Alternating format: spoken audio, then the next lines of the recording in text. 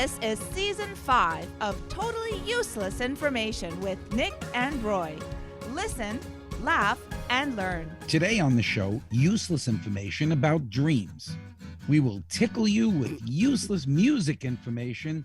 And Nick has a special guest today. Speaking of tickling, I have iHeartRadio's Richard Crouse, who will join us to talk about cars and the news from around the world.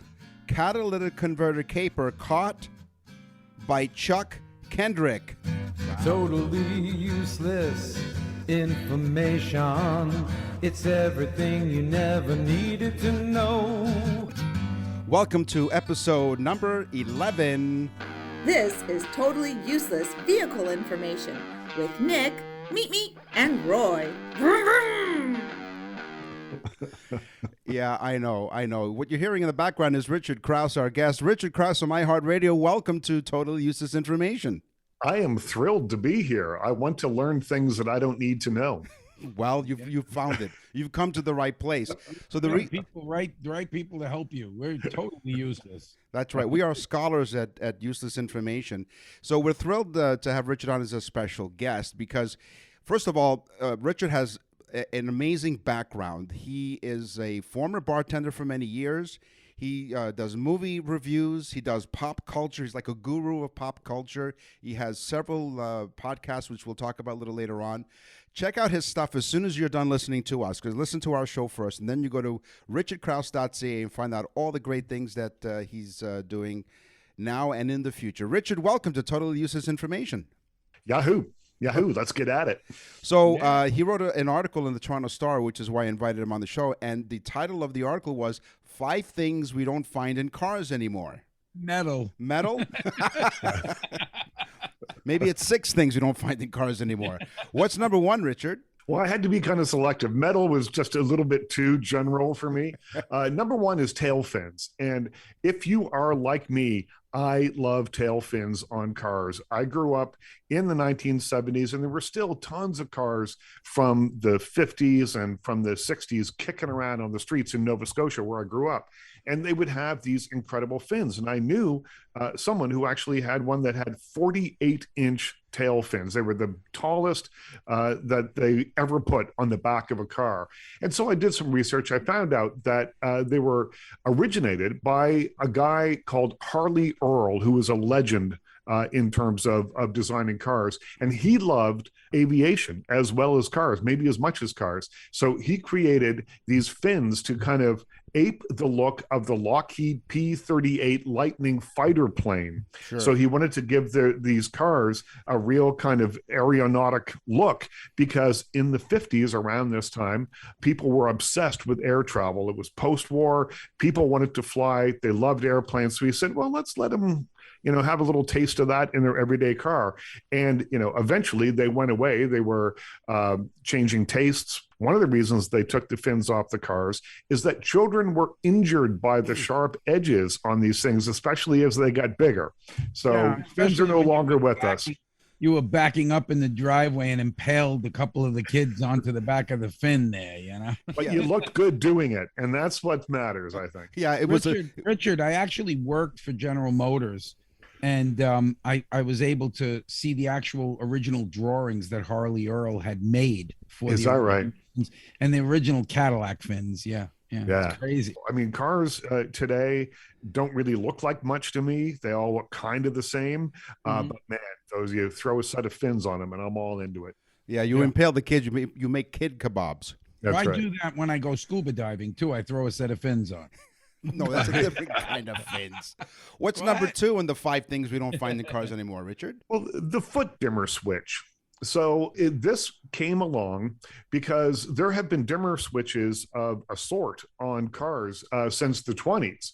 And the invention of 2-filament headlight bulbs by a company called the Guide Lamp Company in 1925 gave cars the ability to dim their switches, to dim their lights or not. Now, originally it was on the steering wheel, so you could just click with your finger and it would change the light.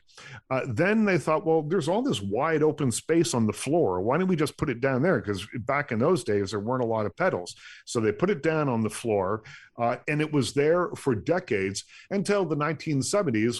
And there was a change to front wheel drive, which limited the space on the floor there. So they put them back up where they originally had been almost 50 years before. But you don't really see them very often on the floor anymore, because not only was there not a lot of space down there, but a lot of the American companies wanted to pay tribute or I guess rip off these luxury European cars that had the dimmer switches on the steering column.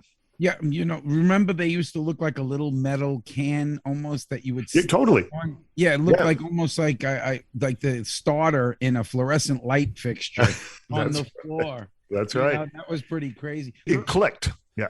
Yeah, it did. It made a click, a heavy Yeah. sound, of course, because everything was made like a battleship back then. That's right. Yeah, that's when they had metal. Exactly. Now, what was the name of the company that made these light bulbs? It was called the Guide Lamp Company. So what was the girl from Baywatch? What was her name? Pamela Anderson? Yes. Yeah, Canadian. Yeah, Canadian. Funny enough, she drove around with the high beams on most of the time. Yeah, I wonder where her light switch was. Yeah, there you go. Yeah, Richard, we're a couple of filaments short of a light bulb, if you know what I mean. As you're I just want listening, everyone to know Richard's shaking his head right now. right. You can actually see that on the radio. You're listening to Totally Useless Information with Nick and Roy, with special guest iHeartRadio's Richard Crouse, as he wrote an article, 5 Things We Don't Find in Cars Anymore. We'll have more from Richard in a moment, but I have one. Carl Benz applied for a patent for his vehicle powered by a gas engine in 1886. The patent application, bearing the number DRP 37435, in case you're wondering, and it's referred to as the birth certificate of the automobile. Oh. The patent application was registered with the German Imperial Patent Office in Berlin. So there you go. I mean, that was way ahead of time. It was. It was 18 what? 1886. Wow. How were things in 1886, Nick? I know you were probably Oh, come there. on. Listen, for the record, you're a couple of months older than I am. Yes, I am actually. Okay. The fastest production car in the world right now is the Kensick Agera RS. Top speed, 284 miles an hour production car. You can buy this. For what? I have no idea. Could you imagine saying to your wife, honey, I'm going to get a loaf of bread. I'll be back in 8 seconds. 284. Where the hell are you going 284? Exactly. Wow. I think, what was it? The very first speeding ticket was a car that was clocked at 10 miles per hour. Yeah, we had that on one of the shows. Yeah, That's more my speed than the 284 miles an hour. Exactly. So, Richard Crouse, what's number 3 of the 5 things we don't find in cars anymore? Well, these ones aren't particularly shocking. Lighters and ashtrays. Times have changed. They are no longer standard because so many fewer people are smoking now. But for years, they were just part of the fixtures that came with the car.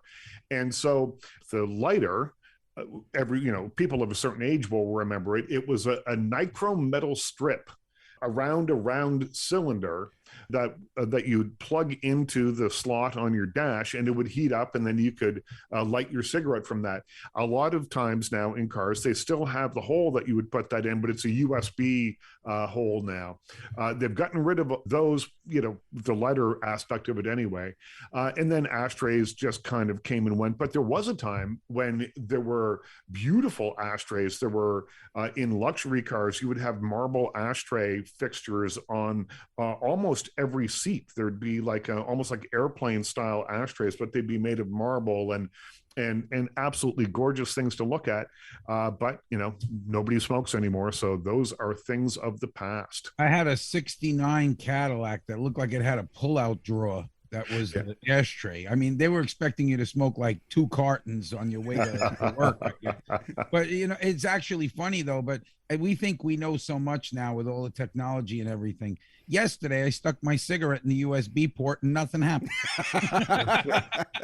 Yeah, his iPhone lit up. Yeah, that's right. Yeah, There you yeah. go. Number 4 of the 5 things, Richard. Well, flower vases. Now, I think a lot of people remember that Volkswagen in the 1998 run that they came out, they put flower vases in them. There used to be flower vases in the old Volkswagens. They were called the Blumenvasen, and it was just kind of a standard item that came with the Beetle, and people thought that it was just a charming little thing that the Beetle had put in. Can I interrupt you, Richard? Are you talking about Pamela Anderson again? No, he's No, not. I'm not. My wife had that convertible with the Yeah. vase. With the Yeah, vase. and so this was a standard item with the 1998s, and they lasted for a few years. Now they've gone, they're gone now. But the interesting thing about it is that it wasn't a really new idea. So years ago, like in the 20s, 30s, and 40s, a lot of cars didn't have air conditioning. There was a smell in the early cars of battery acid. If it was hot out, it would smell like sweat and get pretty funky pretty fast inside the car. And, you know, it was before those little pine scented cardboard trees that you would have to dangle from your license plate.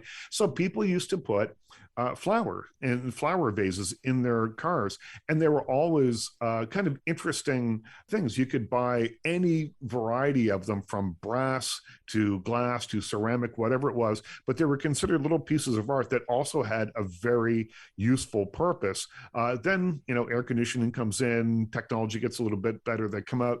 Beetle brings them back, 98. They're gone a few years later until they were eliminated in 2011 because the folks at Beetle, and this is a quote, decided to make the car more male friendly, and they didn't think a flower vase was the trick there. It's funny though, because like you think about this stuff and you say, like, could you imagine ordering the car? And when you look on the Mulrooney, which is what the sticker is called, and it says, you know, options, air conditioning, und the Blumenvasen. Exactly. And finally, number 5 of the 5 things we don't find in cars anymore, Richard. I love hood ornaments on a car. You don't see them very often. You talking about Pamela Anderson? No, again? he's not talking about Pamela Anderson. I am not. Someone's obsessed with Pamela we Anderson. can later if you like, but no, hood ornaments like the jumping Jaguar, you know, and the Rolls Royce had a beautiful one called the Spirit of Ecstasy. You know, all these beautiful little pieces of art that were on front of the car actually had a purpose, and they were used to hide the radiator cap that jutted out of the hood on most cars years ago. They were called radiator mascots. And so a lot of the luxury cars in particular did these really beautiful kind of sculptures that would go on the front of the car. Now, they fell out of favor because if they were beautiful, they'd get stolen. They'd get snapped off and stolen, and you'd have to replace them. It cost money. Also, the radiators quickly were adapted so the cap didn't stick out through the hood, so there was no need for them. So very few people have them anymore. The Rolls Royce still has one. It's called the Spirit of Ecstasy, but to stop people from snapping it off, when you put the car in park, it goes back inside It retracts. the hood. Oh, wow. Yeah. That's pretty cool. Yeah, That's it is awesome. cool. It is, and it's amazing. I have a client that has that Rolls Royce where they start the car and it pops up Yeah. out of the front of the car, out of this little square compartment there. Customer came in and she wants everybody to know she has a Rolls Royce. So she says, "Have you seen my Rolls Royce?" I said, "Why? Did you lose it?" Exactly. Was she, let me ask you this, was she like eating out of the jar of Grey Poupon? Oh yes, they come with those in the back. Oh, they seat. do. I see. There's an option. And Thurston Howell the third. Well, I have only ever been in one Rolls Royce, and it was interesting talking to the guy that was driving it. There is a couple of things that I didn't know. So if your Rolls Royce breaks down, there's a special number that you call, and Rolls Royce comes and takes the car away. They cover it up and they put it on the back of a truck and they take it away because they don't ever want to see a Rolls Royce being towed away somewhere. It's not good for the image. So there's that. And when they have wood interiors, somewhere in a storage locker in England is your tree. So when you buy that Rolls Royce, you're also buying the tree that they use to make the interior wood, because if there's damage and you have to replace it, you're going to get wood with the same grain, with the whole thing. It's going to look exactly the same because it's from the same tree. I think they're lying. They just call that Remblesham Forest in England. Oh, your tree's out there somewhere. We'll find. Yeah, I saw the look on your face, Ray, when he talked about wood again. He thought he was talking about Pamela Anderson, but he's not. Yeah, I thought he was saying something about wood, but Nick, I've gotta be honest. I've never met Richard. This is my first time meeting Richard, and of course, Nick knows Richard. Yeah, from up in Canada. But I really want to thank Richard for coming on the show and bringing 5 wonderful facts about Pamela Anderson. That's right. Beautiful vases, headlights, light switches, the Blumenvasen, and fins. Wow. So, Richard, where can people find you? Best thing to do is to go to richardcrouse.ca. Everything that I'm up to there, all the movie reviews, where to see me on TV, where to hear me on the radio, where to read me in the newspaper, or where to find one of my books. It's all there. It's all in one place and easy to go. richardcrouse.ca. Or Richard Crouse at Baywatch.com. No.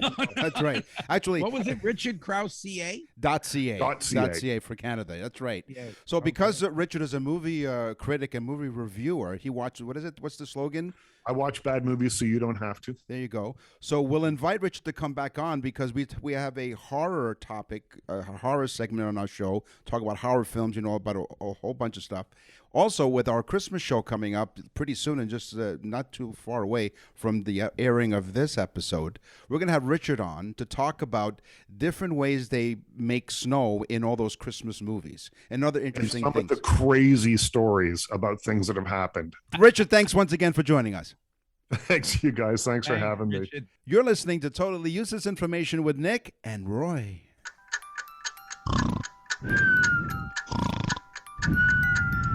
And now it's time for Totally Useless Information with Nick and Roy as they present Dreams. Wake up. Wake up. Dreams. What was that? Dreams. Yeah, it's us. So, in today's dream section, first of all, I want to thank Richard for joining us. Richard Crouse is a pretty cool guy. He knows a lot of stuff about a lot of stuff. Yeah. In fact, I'm dreaming about Pamela Anderson right now. Yes, you are. Heidi Klum, you're out the window. Yeah. Speaking of in your dreams, yes. Okay, dreaming may solve problems. Now, listen to what I'm saying. Dreaming may solve complex problems. Okay. A study was done in which a group had to find their way out of a printed maze. They gave them a piece of paper with a maze on it. Right. During a 90-minute break, half took a nap while the others remained awake. The nappers performed substantially better because they dreamt about the maze. Other studies have been done with students and how well they do on tests if they nap about what they just learned. See, Nick, because we went to high school together. I told you that when I told the teachers I was studying, even though I was sleeping in the class, I was. Yes. And now look at what you're doing. You're a vindicated. Vindicated by providing totally useless information week after week. And they told me I'd be useless and go nowhere. You're still useless and going somewhere. We're not sure where, but you're going somewhere. You're going places. Do you ever hear people tell you, do not wake a person up who's sleepwalking because it's dangerous? Yes. So Dr. Raghu Reddy, sounds like Sunday dinner for me. The ragu's ready. It sounds like not an Italian household. No. If you open a can of ragu, you're done. Like maybe a Jewish household. Ragu ready. Ragu ready. So just bear with us for just a moment. So I am. No offense to Jewish people. No, not at all. But I'm of Italian heritage, and believe it or not, I did stand up once in my life. It was the most nerve-wracking thing. One of the bits that I did during the stand-up was I said, being Italian, we make our own tomato sauce. In fact, it is really considered sacrilege if you don't make your own tomato sauce. So one day I ran out of my own tomato sauce, so I have opened up a jar of ragu spaghetti sauce. As soon as I opened up the jar, the phone rang. It was my mother. She knew. She knew. Yeah. What do you think? It didn't go over that well here either. I got a couple of laughs. That's why I only did stand up once. They told me to It sit. was your mother in the audience. That's right. And she told me to sit down. So this Dr. Reddy. He said, Nikki, please sit down. Are you ready, doctor? Yes, I am Dr. Reddy. He's a sleep medicine specialist, and he says sleepwalking itself does not cause any health problems. It can cause problems indirectly, mainly due to safety concerns like walking out of the house or jumping out of the window using lighters and kitchen knives. So the best way to handle a sleepwalker, he suggests, is simply guide them back to their bed. Oh, so bring him back home. That's right. Which means you have to be sleepwalking as well to follow them. Okay, so being that you said that, and of course we don't discuss the act, we just discuss topics, not our actual things.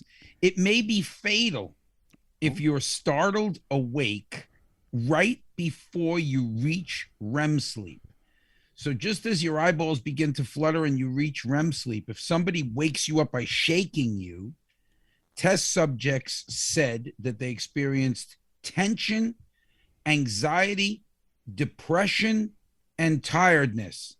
No, you know what? Are you kidding me? They spent the money to do a study on this. These people were tired. Of course they were tired. You woke me up. I was perfectly good sleeping. Yeah. Yes, I'm tense. I want to hit you. That's right. Okay? That's why And it's there's dangerous. Right? anxiety and depression. I'm depressed. I was sleeping, dreaming of Heidi Klum. And look what you did. So it's dangerous, not the person you're waking up. It's the person who's doing the waking. That's right. They're the ones that should be depressed. That's right. They're awake. Talk about his and hers dreams. You have his and hers towels. You know, we have his and hers dreams. 70% of all the characters in a man's dreams are other men. Maybe yours.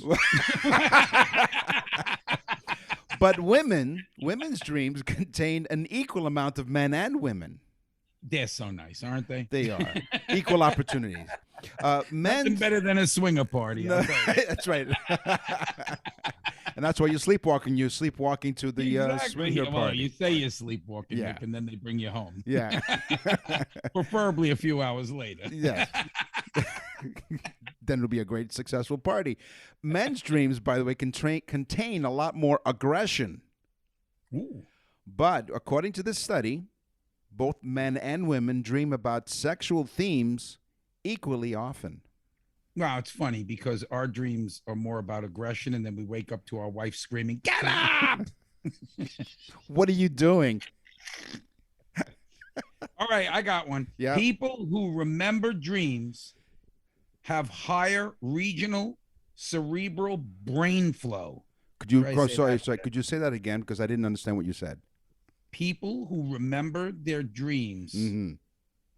Did you hear that? Yeah. People, Yeah. Nick, people who remember their dreams. Okay. Yeah. Go on. The attention span of a snail.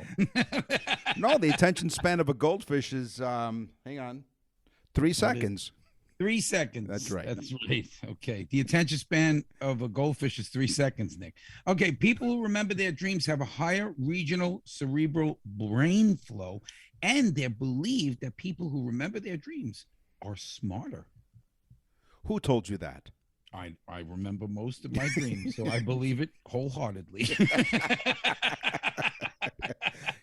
Who told you? I did. Okay, sure. Whatever. Dr. Nick and Roy.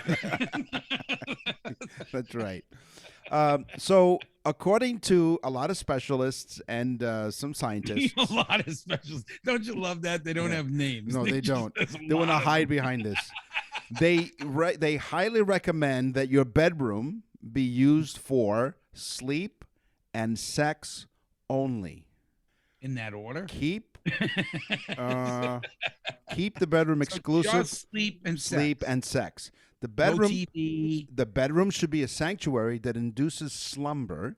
Ban the TV, the computer, tablets, anything like that because it's stimulating. They and- got a point. They and- got a point. I put my wife to sleep while having sex. That's right.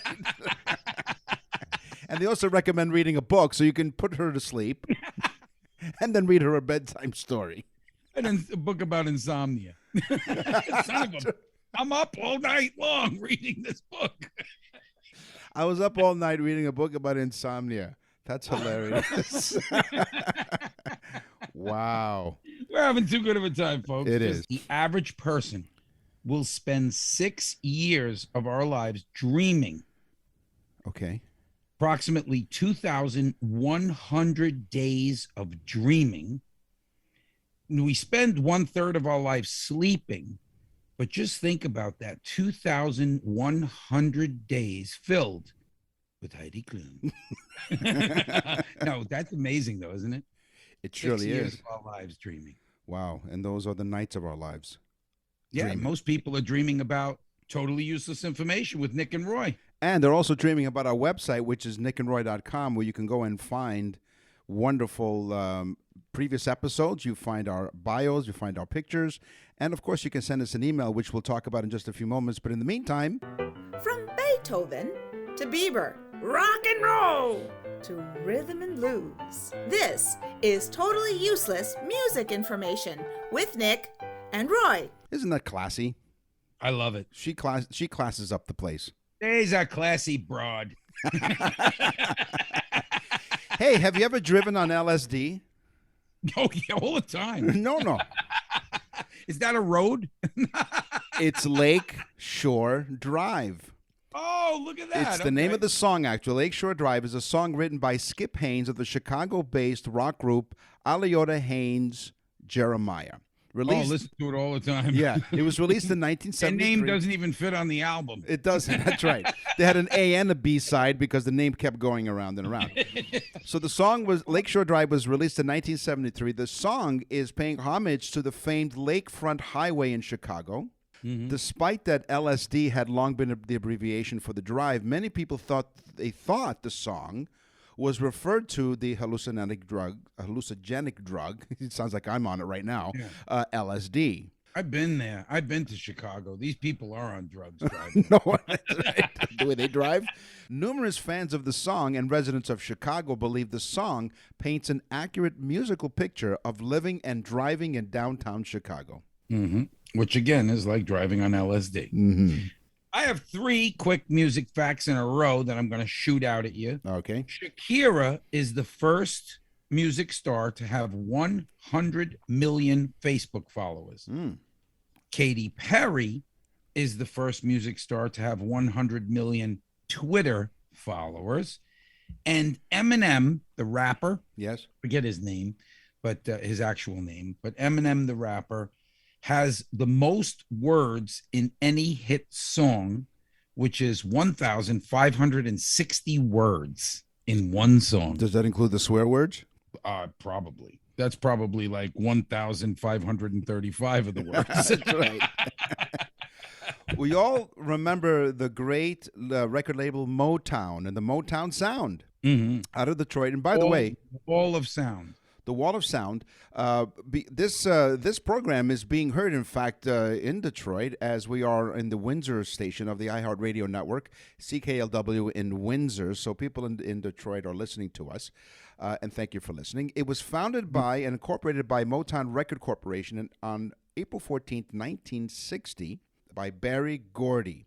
Its name came from combining motor and town because all the cars were manufactured in Detroit, right? In Michigan. Motown. Which was Detroit. And that's where the label, of course, was headquartered. Motown played an important role in the racial integration of popular music as well as African-American owned labels and achieved crossover success. In the 1960s, Motown and its other labels were really made of the Motown sound. It's not the Wall of Sound. The Wall of Sound was Phil Spector. That was different. Yeah, but Phil Spector did a lot of work with them. I'm going to say this. We get caught up in the minutia of all this racial stuff with black and white and all this other stuff. But I'm going to say this. If it wasn't for Motown, I don't think music would be what it is today. Absolutely It not. really changed the entire scene of how music was viewed and the sounds and the recordings and the vocalizations. It's just amazing. If you're not a fan of Motown, you haven't heard Motown. Motown was the most successful soul music label, worth $61 million. Wow, pretty cool. The largest performing rock band of all time was the Beijing Contemporary Music Academy Band in June of 2016. Get ready. The band performed with 349 singers, 154 guitar players, 151 drummers, 100 bass players, 100 keyboard players, and 98 wind instrument players who apparently ate beans the night before. The Academy paid $500 to the band for the night, which basically nets down to about 36 cents. No, they didn't pay 500, but that is the actual band. It was, let's see, very quickly, 300, 400, 500, 600, about 1,000 people in the band. And only 2 bathrooms. Well, that's why you needed the wind players. That's right. Yes, exactly. To help things along. I don't know if you ever heard of a rider, R-I-D-E-R. A rider is an addition to a contract. Mm-hmm. In the performing world, the rider specifies an artist's requirements when performing at a particular venue. It may include specific expectations when it comes to hospitality, security, and technical equipment. Van Halen famously banned brown M&Ms in his dressing room. Other items that he wanted in this rider, by the way, they're not sure exactly why, but one of the theories is the reason why he banned brown M&Ms. He had nothing against brown M&Ms. He wanted to make sure how much the venue paid, how much attention they paid to his demands. I think it was just a test. Wow. That's what one of the theories is. Other items on his rider included potato chips with assorted dips, nuts, pretzels, 12 Reese's peanut butter cups, and 12 Dannon yogurts on ice. He wasn't picky. No. He didn't have OCD. No, he didn't. But it was kept regular, nuts and yogurt. If you're an Uber driver, the rider refers to the person in your back seat. With 5 stars. You're going to like this one, Nick, and I don't know if you know it, but on March 17th to April 5th, 2017, it was the longest concert ever. You heard that, right? March 17th to April 5th. Right. 453 hours, 54 minutes, and 40 seconds to be exact. It was the celebration of 150 years of Canada. Think about that now. It went for 453 hours. Tickets were $10 Canadian and came with a razor and 3 bags of ramen noodle soup. I was gonna ask you if the Beijing orchestra was performing at that event. I tell you the truth. I mean, that's March 17th to April 5th. It was a continuous concert. Yeah, it was great. It was celebrating one of the many anniversaries we have here up in Canada. I, of course, reside in Toronto, Canada. Roy is in Florida. And you're listening to Totally Useless Information with Nick and Roy. And you can go to our website and send us an email, nickandroy.com. What's in the mailbag? What's in the mail?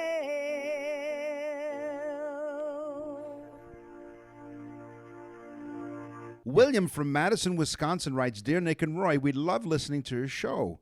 You guys make learning fun. Okay, sure. Okay, thank you. All right. It's useless, but I'm glad you're having fun. We are too. You should have seen us in high school. Yes. So William writes, we love sports, especially basketball. We were wondering if any of the judges of the Supreme Court in the United States like basketball too. Well, William from Madison, Wisconsin, yes, you're in luck. There is a basketball court on the top floor of the U.S. Supreme Court building. It has a nickname, the highest court in the land. Cynthia also sent us an email from Woodstock, Ontario, up here in Canada, so a fellow Canadian. Thank you, Cynthia. We love your show as well as Tootsie Pops. Okay, I didn't realize we were doing sex, but okay. How many licks does it take to get to the center of the Tootsie Pop? Really a bad segue, Nick. I don't know who you're kissing up to, but there you go. I remember in junior high school, this girl, Cynthia, sat next to me. She was new to school. She was really, really cute, and she had to sit next to me, and I had to share my book with her. She was really cute. That's nice. Yeah. What did that have to do with nothing? Her name was Cynthia. I wonder. You want to reach out to Cynthia? What's going on here, Nick? Ooh, is this a cry for help? Are you hot in here, or is it just me? It officially takes, Cynthia, 364 licks to get to the center of the Tootsie Pop. That's according to the Engineering Student Scientific Endeavor at Purdue University. Because you're thinking, well, how many people do they have to sit down in a room and pay them to lick? No, they didn't. They used a licking machine. Really? In order for them to get a licking machine, in order for them to determine. Makes sense, because you can't count that many. No, your tongue will go numb by the time you're done. 364 licks? No. Yeah, I almost had a Tootsie Pop today. That's so funny. Really?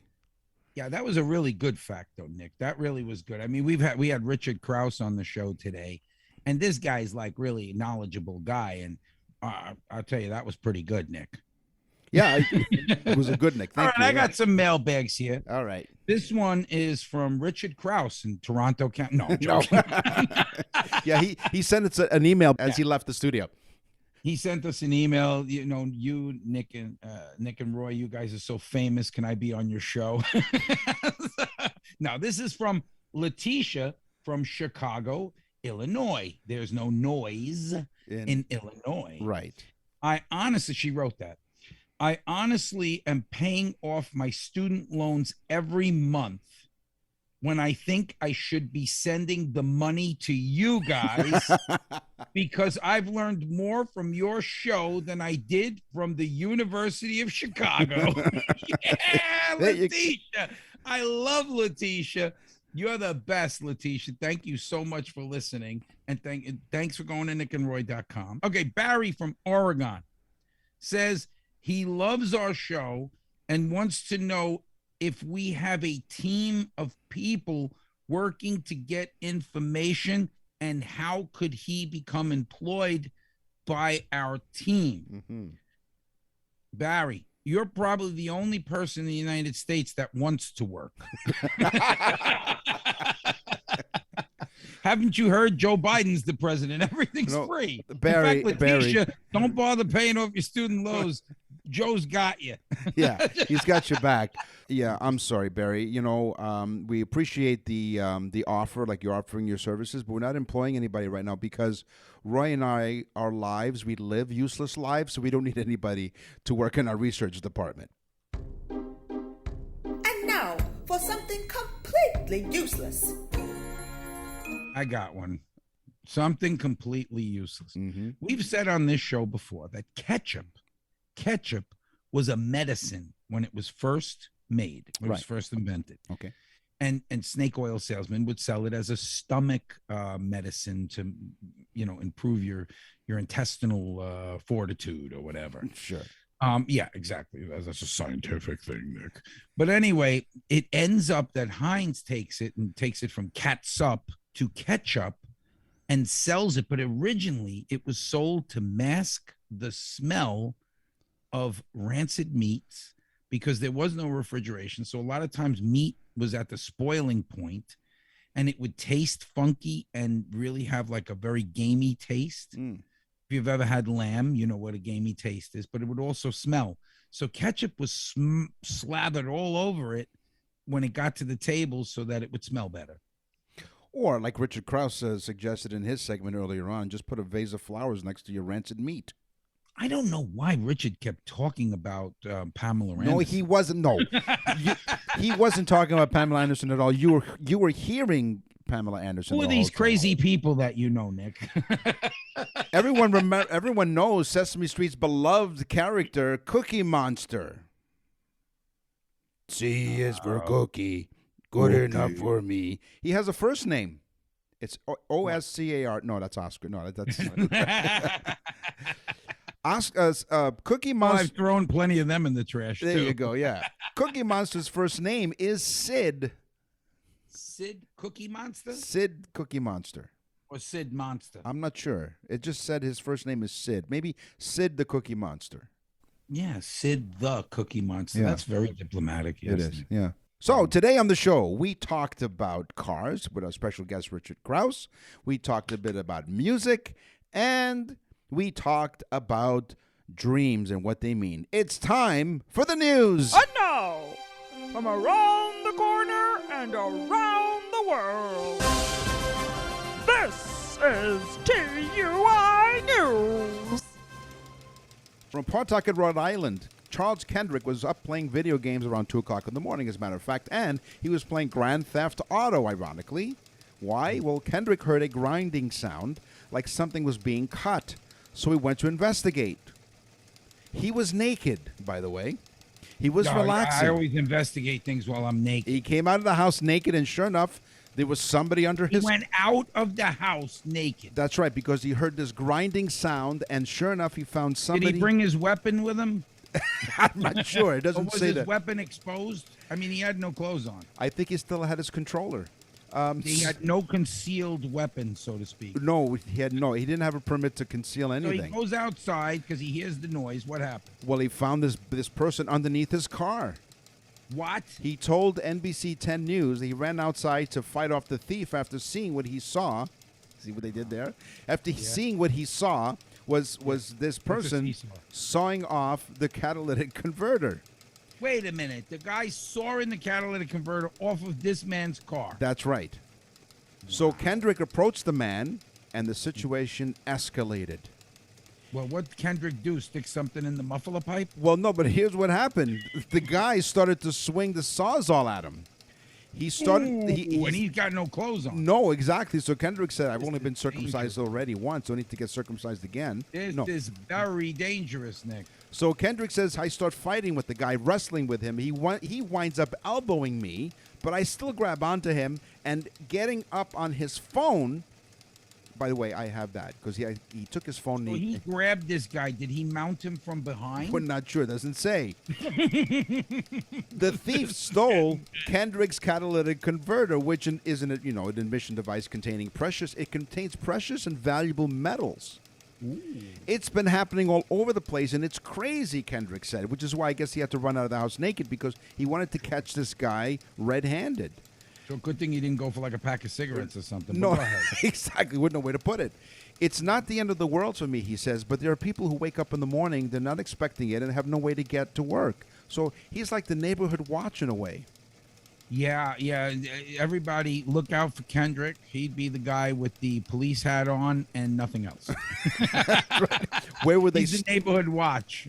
where would they stick the badge? Kendrick is out about $180 and a few scratches, but he is glad he stood his ground. So the guy still got away with it. I don't think he thought. No, he didn't, because Kendrick says I don't think he was expecting to get caught, and I don't think he was expecting to get caught by someone who was naked. Well, that's just it. The guy came out from under the car and was like, "What the hell's going on there here?" You go. I was going for the. You better stand. Maybe he was fighting off. Think about this one for a second. Yeah. That may be considered self-defense. When he came out and saw Kendrick waving around his weapon, this guy waved around the sawzall trying to cut at Kendrick's weapon. Right. So it was self-defense, maybe, but according to Kendrick, he guarantees it. He was not the first one of the night that he caught this guy, because this guy was going on this. So there were other naked people out No, there were other catalytic converters that were stolen. there. But Kendrick says, I guarantee you, it was the last one that he stole. Yeah, Kendrick needs to buy pajamas. With little cars on them. Either that or at least a robe. Yeah, what I want to know is, why is he playing video games naked? Grand Theft Auto naked? Like, I don't want to know. It gives new meaning to the word sawzall. Yeah. He saws all of Kendrick. Yeah, he did. He saw it all.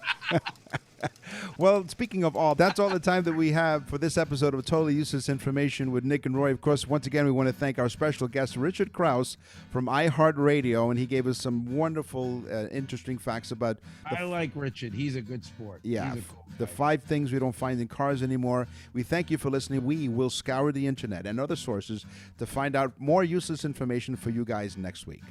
Yeah, and if you want to get in touch with Richard, you go to richardcrouse.ca and you can get in touch with him, or you go to nickandroy.com and you get in touch with us, and we'll get you in touch with him.